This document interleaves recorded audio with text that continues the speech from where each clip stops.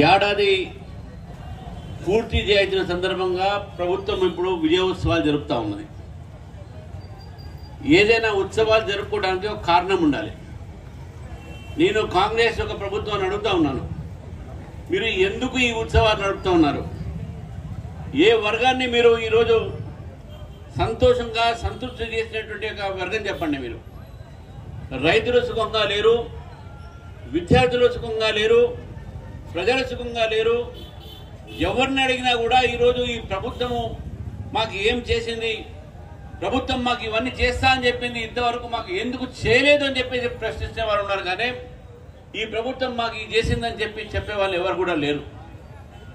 మరి అటువంటి ఈ ప్రభుత్వం విజయోత్సవాలు చేయడానికి వారికి నైతికమైనటువంటి అధికారం కూడా లేదని చెప్పేసి చెప్తా ఉన్నాను నేను. మిత్రులారా, మాట్లాడితే తెలంగాణ ఇచ్చింది మేము అంటున్నారు, తెలంగాణ ఇచ్చింది సోనియమ్మ అంటున్నారు.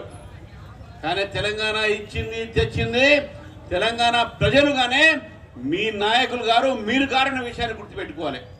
ఆ రోజు భారతీయ జనతా పార్టీ పార్లమెంట్లో బేషరతుగా తెలంగాణకు సపోర్ట్ చేయకపోతే, మద్దతు పలకపోతే ఈరోజు తెలంగాణ వచ్చేదా? ఒక్కసారి నేను రేవంత్ రెడ్డి గారిని అడుగుతా ఉన్నాను. మీరు తెలంగాణ తీసుకువచ్చిన చెప్తా ఉన్నారు.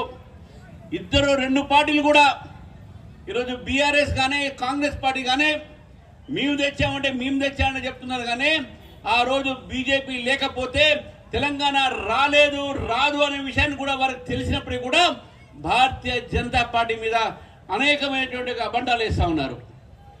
ఆ రోజు టీఆర్ఎస్ పార్టీ 10 సంవత్సరాలు ఈ యొక్క రాష్ట్రాన్ని ఏలుకోవడం జరిగింది. 10 సంవత్సరాలు పరిపాలించిన తర్వాత ఈ యొక్క రాష్ట్రాన్ని, ధనిక రాష్ట్రాన్ని అప్పుల రాష్ట్రంగా మార్చడం జరిగింది. అప్పుల రాష్ట్రంగా మార్చిన సంగతి కాంగ్రెస్ పార్టీకి తెలుసు, వారి ముఖ్యమంత్రికి తెలుసు. అయినప్పటికీ కూడా ఓట్ల కోసము అబద్ధాలు ఆడి అబద్ధాల గ్యారంటీలు ఈ ప్రజలకు ఇవ్వడం జరిగింది. ఇక్కడ ఏ గ్యారంటీని కూడా వాళ్ళు అమలు పరిచలేదు. మరి మహారాష్ట్రలో పోయి మేము తెలంగాణలో 6 గ్యారంటీలు ఇచ్చేసామని చెప్తా ఉన్నారు. ఈ అబద్ధమైనటువంటి ఒక రాజకీయాలు కేవలం కాంగ్రెస్ పార్టీ చేస్తుంది. ఇప్పుడే కాదు మిత్రులారా, శ్రీమతి ఇందిరాగాంధీ గారి దగ్గర నుంచి ఈ రోజు వరకు కూడా అబద్ధాల రాజకీయాలు చేసేదే కాంగ్రెస్ పార్టీ. కాంగ్రెస్ పార్టీ ఎప్పుడు కూడా ప్రజల వ్యతిరేకంగా పనిచేస్తుంది. ఆ పార్టీ కేవలం ఒక కుటుంబం కోసమే పనిచేస్తుంది.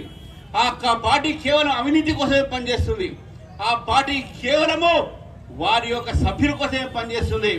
కానీ ఈరోజు మన తెలంగాణ ప్రజల్ని ఈరోజు ఎంతో ఒక బాధల్లో పెట్టి వారు హాయిగా ఉన్నారు, విజయోత్సవాలు జరుపుకుంటున్నారు. నేను అడుగుతా ఉన్నాను, డబుల్ బెడ్రూమ్ ఆ రోజు ఇవ్వలేదు, మీరు ఎందుకు ఇంకా ఇవ్వలేదని చెప్తున్నా అడుగుతున్నాను. ఈరోజు అనేకమైనటువంటి ఇళ్లు కట్టి ఉన్నాయి, చాలా ఇళ్లు కట్టి ఉన్నాయి డబుల్ బెడ్రూమ్లు. కానీ ఇంతవరకు పేదవాళ్ళకి ఇవ్వలేదు.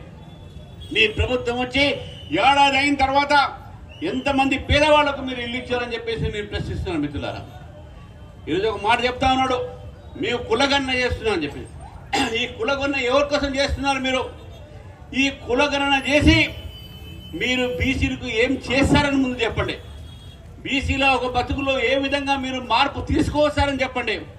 ఈ కులగణన చేసి మీరు చేస్తున్న నష్టం ఏంటంటే, మీరు నిజంగా మీకు బీసీల మీద ప్రేమ ఉంటే ఈ 4% ముస్లిం రిజర్వేషన్లు తీసేయండి, మీరు బీసీలకు న్యాయం చేసిన వాళ్ళు అవుతారు.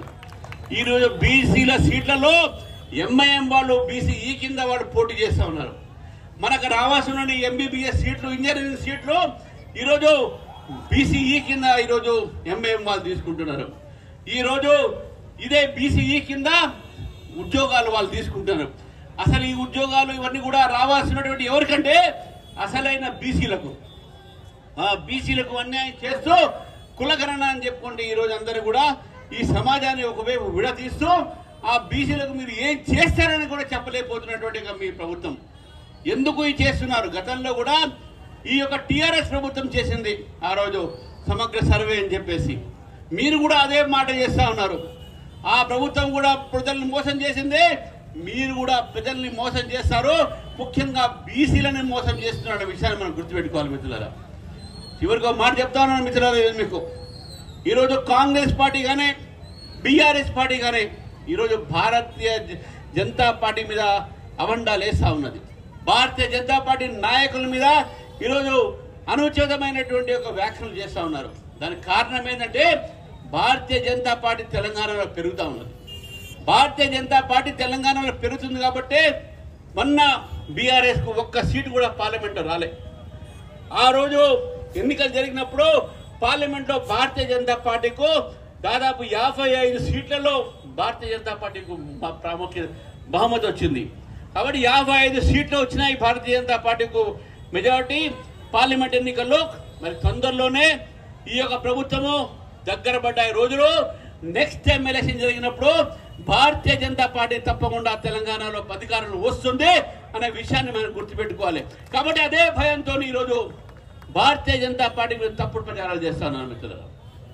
చెప్తా ఉంటాను, హిందీలో ఒక మాట చెప్పాను నేను, కాంగ్రెస్ को टीआरएस को देखा, कांग्रेस को परखा, एक बार दो बीजेपी को मौका. అది అసలు ఇతరులకు కావాల్సింది. భారతీయ జనతా పార్టీకి ఒక అవకాశం ఇవ్వాల్సింది. ఇంతకుముందు రాణేంద్రగా చెప్పారు, రేపు రాబోయే రోజు ఏ ఎన్నికలైనా సరే భారతీయ జనతా పార్టీతో గెలుపు. హైదరాబాద్ నగరంలో కూడా ఈ మజ్లిస్ పార్టీ ఈ యొక్క కాంగ్రెస్ పార్టీ సంబంధించిన వాళ్ళ అక్రమ సంబంధాలు ఎత్తున్నాయో అది బట్టబయలు చేయాల్సిన అవసరం ఉన్నది. రాజకీయమైనటువంటి ఒక సంబంధాలు మొన్నటి వరకు బీఆర్ఎస్ పార్టీతో పెట్టుకున్న మజ్లిస్ పార్టీ ఈరోజు కాంగ్రెస్ పార్టీతో కలిసి ఈరోజు హైదరాబాద్ నగరాన్ని ఈరోజు జిహెచ్ఎంసీలో వాళ్ళు ఉన్నారు. హైదరాబాద్ నగరానికి ఏం చేస్తున్నారని చెప్తా ఉన్నాను నేను. రోడ్లు ఏ విధంగా ఉన్నాయి, ఈరోజు హైదరాబాద్లో ట్రాఫిక్ ఏ విధంగా ఉన్నది, ఈరోజు హైదరాబాద్లో మీరు హైడ్రా అనే పేరు మీద మీరు ఇల్లు కూలుస్తూ ఉన్నారు, బీదవాళ్ళ ఇల్లు కూలుస్తూ ఉన్నారు. మీరు చెప్పాము, మీరు ఏది చేసినా మీ ప్రభుత్వ నిర్ణయం ఉంటే ఉండొచ్చు, కానీ బీదవాళ్ళ చోటుకు వస్తే భారతీయ జనతా పార్టీ ఊరుకోదు అనే విషయాన్ని కూడా చెప్పడం జరిగింది. ఆ రోజు మూసీ అని చెప్పారు, మీ మూసీకి డిపిఆర్ లేదు, కానీ అక్కడ ఉన్న బీదవాళ్ళ ఇల్లు మీరు కూలగొట్టే ప్రయత్నం చేస్తున్నారు. భారతీయ జనతా పార్టీ ఉన్నంత వరకు ఏ ఒక్క బీదవాడి ఇల్లు కూడా కూలగొట్టనియమని చెప్పేసి కూడా ప్రభుత్వాన్ని మీ హెచ్చరిస్తున్నాం మిత్రులారా. కాబట్టి మీ అందరూ కూడా భారతీయ జనతా పార్టీ హైదరాబాద్ నగర ప్రజల వెంట, తెలంగాణ ప్రజల వెంట ఉన్నాము, మేము ధైర్యంగా ఉన్నామని చెప్పి తెలియజేస్తూ ఈ ప్రభుత్వాన్ని దగ్గర పడ్డ రోజులు ఈ ప్రభుత్వం వ్యతిరేకంగా మన ఉద్యమం చేయాల్సిన అవసరం ఉన్నది.